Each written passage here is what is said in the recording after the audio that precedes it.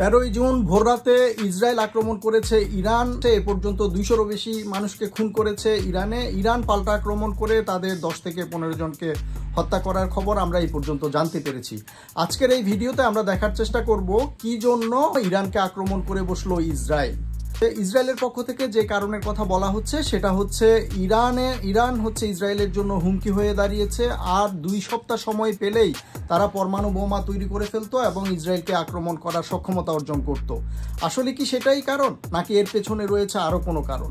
আজকে আমরা দেখার চেষ্টা করব ইরান এবং ইসরায়েলের এই যুদ্ধের আসল কারণ কি। এ পর্যন্ত মোটামুটি 3টি কারণ সামনে এসেছে যে কারণে ইসরায়েল হচ্ছে ইরানকে আক্রমণ করতে পারে। এই 3টি কারণ আমরা একটি একটি করে দেখে নেব। তবে এই 3টি কারণই কি আসল, নাকি এর পেছনেও রয়েছে আসল কোনো কারণ, সেটা আপনাদেরকে বলার চেষ্টা করব আজকের ভিডিওতে। প্রথমত ইসরায়েল যেটা বলার চেষ্টা করছে সেটা হচ্ছে ইরান ইউরেনিয়াম সমৃদ্ধ করছে, আর মাত্র 2 থেকে 3 সপ্তাহ সময় পেলেই তারা পারমাণবিক বোমা তৈরি করার সক্ষমতা অর্জন করত, যেটা হচ্ছে ইসরায়েলের অস্তিত্বের জন্য হুমকি।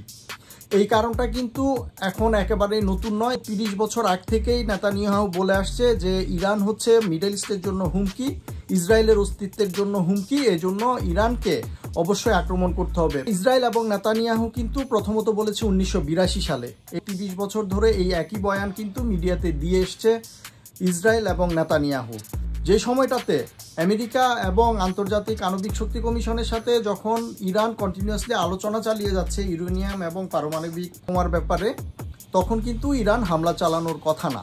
দ্বিতীয় যে কারণটার কথা উল্লেখ করা হচ্ছিল সেটা হচ্ছে ইরানের যে হাই কমান্ড আছে, পারমাণবিক শক্তি কমিশনের যিনি প্রধান আছেন, আর্মির যিনি চিফ আছেন, তাদেরকে যদি সরিয়ে দেওয়া যায় তাহলে এই যে পারমাণবিক বোমা তৈরি করার যে সক্ষমতা অর্জনের ব্যাপারটি সেটি হয়তো ইরান করতে পারবে না।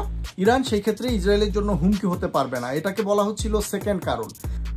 তৃতীয় যে কারণটির কথা বলা হয়েছে সেটি গতকালও নেতানিয়াহু উল্লেখ করেছেন, সেটি হচ্ছে এই যুদ্ধের ফলাফল হতে পারে একমাত্র ক্ষমতার পালাবদল। তার মানে হচ্ছে 1979 সালে ইসলামিক বিপ্লবের মাধ্যমে যে সরকার প্রতিষ্ঠিত হয়েছে সেই সরকারকে উৎখাত করে এর আগের যে রাজতন্ত্র ছিল, সেই সময়ে যে রাজা ছিল শাহের যে এখন ছেলে এবং নাতিরা রয়েছে তাদেরকে ক্ষমতায় পুনর্বহাল করা। এটা অন্যতম একটা কারণ হতে পারে এই যুদ্ধের বা এবার ইরানকে আক্রমণ করার। এটা ভালোভাবেই বিশ্বাস করার কারণ রয়েছে যখন আপনি দেখবেন ইসরায়েলের প্রধানমন্ত্রী নেতানিয়াহুর সাথে আমেরিকাতে বা অন্যান্য জায়গায় যে আগের যে রিজিম ছিল, শাহের যে ফ্যামিলি মেম্বাররা আছে তারা অলরেডি হচ্ছে নেতানিয়াহুর সাথে বিভিন্ন জায়গায় মিটিং করেছেন। এছাড়া নেতানিয়াহু এবং ইসরায়েল এই যুদ্ধের যে নামকরণ করেছেন অপারেশন রাইজিং লায়ন যেটা, এটা কিন্তু খুবই প্রতীকী। এর আগে যেই ইরানের রাজতন্ত্র ছিল তখন কিন্তু যে রাজতন্ত্র ছিল সেটার প্রতীক ছিল লায়ন।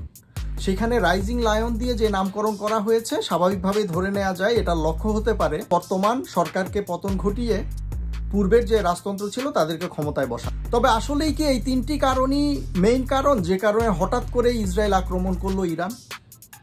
আসলে এই 3টি কারণের কোনোটিই নয়। আসল যেই কারণে ইরানকে আক্রমণ করেছে ইসরায়েল সেটি হচ্ছে সাম্প্রতিক সময়ে ফিলিস্তিনে আক্রমণ চালিয়ে যে 55,000-এরও বেশি মানুষকে হত্যা করা হয়েছে, যেখানে শিশুর সংখ্যা রয়েছে 20,000-এরও বেশি। এটা কিন্তু ওয়ার্ল্ড ওয়াইড ব্যাপক সমালোচনার সৃষ্টি করেছে। ইসরায়েলের যেই কাছের বন্ধুরা ছিল, ইউএস এর পরেই যে কাছের বন্ধুরা ছিল, তারা কিন্তু অলরেডি মুখ ফিরিয়ে নিয়েছিল ইসরায়েলের কাছ থেকে। এর মধ্যে ফ্রান্স অলরেডি ঘোষণা করেছে তারা প্যালেস্টাইন রাষ্ট্রকে স্বাধীন রাষ্ট্র হিসেবে ঘোষণা দেবে। এর মধ্যে জার্মানিও তাদের কাছ থেকে মুখ ফিরিয়ে নিয়েছে। সাথে সাথে ইংল্যান্ড থেকেও ঘোষণা এসেছে তারা আর কোনো মানুষকে হত্যা করার জন্য ইসরায়েলকে সহযোগিতা দেবে না। তো সারা বিশ্বের দিকে আমরা নজর দিলে যেটা দেখতে পাই সেটা হচ্ছে ইসরায়েল একরকমের বন্ধুহীন হয়ে গেছে। এক আমেরিকা ছাড়া আর কেউ কিন্তু সেভাবে ইসরায়েলকে সমর্থন দিচ্ছে না। নেতানিয়াহুর মাথার উপরে ঝুলছে আন্তর্জাতিক অপরাধ আদালতের গ্রেফতারি পরোয়ানা। তার সামনে কিন্তু এখন ভিকটিম গেম খেলা ছাড়া আর কোনো উপায় নেই, যেটা বরাবরই ইসরায়েল করে এসেছে। নেতানিয়াহু এবং ইসরায়েলের যেসব সরকার ছিল তারা বরাবর যেটা করে এসেছে, তারা নিজেদেরকে ভিকটিম দেখানোর চেষ্টা করেছে। সেই একই জিনিস কিন্তু এখন করছে। এখন ইসরায়েল আক্রমণ করেছে ইরানকে, কিন্তু এমন একটা পরিবেশ সৃষ্টি করার চেষ্টা তারা করছে, তারা দেখানোর চেষ্টা করছে যে তারাই ভিকটিম, তাদেরকে আক্রমণ করছে ইসলামিক রিপাবলিক অফ ইরান, সেই জন্য তাদেরকে হেল্প করতে হবে পুরো পশ্চিমা বিশ্ব। ইতোমধ্যে নেতানিয়াহু কিন্তু বলেছেন ইরানের সবচেয়ে বড় টার্গেট হচ্ছে ট্রাম্প। তার মানে ট্রাম্পকে টেনে এনে এই যুদ্ধে জড়ানোর একটা চেষ্টা করা হচ্ছে।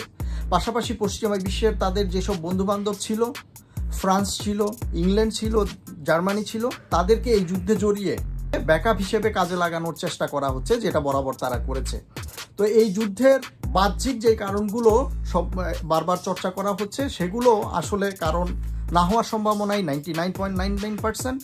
এই যুদ্ধের প্রধান যে কারণ সেটি হচ্ছে নেতানিয়াহু যে বন্ধুশূন্য হয়ে যাচ্ছিল, তার পেছন থেকে যে সবাই হাত গুটিয়ে নিচ্ছিল, তাদেরকে আবার যুদ্ধে জড়ানোই হচ্ছে সেই লক্ষ্য। যুদ্ধবাজ ইসরায়েলের এখন একটাই লক্ষ্য, সেটা হচ্ছে কোনোভাবে আমেরিকা, ইংল্যান্ড, ফ্রান্স অথবা জার্মানিকে আবার এই যুদ্ধে নিয়ে আসা, নিয়ে এসে মিডল ইস্টে একটা কেওস সৃষ্টি করা এবং মিডল ইস্টে তাদের একচ্ছত্র অধিকার প্রতিষ্ঠা করা। ইসরায়েল ইরান যুদ্ধের ফলাফল কখনোই ভালো কিছু হবে না, সারা বিশ্বই অর্থনৈতিকভাবে বিপর্যস্ত হবে এই যুদ্ধের কারণে। এই যুদ্ধ কোথায় গিয়ে শেষ হয় সেটাই এখন দেখার বিষয়। এই যুদ্ধ সম্পর্কে আপনাদের যদি কোনো মতামত থাকে সেটা ভিডিওর কমেন্ট সেকশনে জানাতে পারেন। দেখা হবে পরবর্তী ভিডিওতে, ততক্ষণ পর্যন্ত ভালোই থাকুন। ধন্যবাদ সবাইকে।